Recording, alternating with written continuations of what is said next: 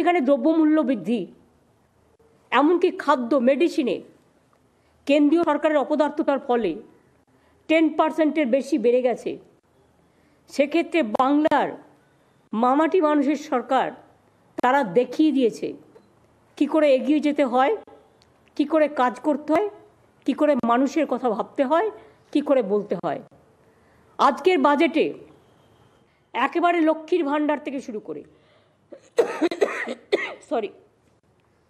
আমি লক্ষ্মীর ভাণ্ডার বলছি এই কারণে, কারণ আমার ঘরের মা লক্ষ্মীরা, আমার ঘরের আম্মা মায়েরা, আমার ঘরের বধূরা, আমার ঘরের মা বোনেরা, সমগ্র কমিউনিটি যারা 500 টাকা করে পেতেন তাদের লক্ষ্মীর ভাণ্ডার এপ্রিল থেকে, না 1 এপ্রিল থেকে তারা 1000 টাকা করে পাবেন।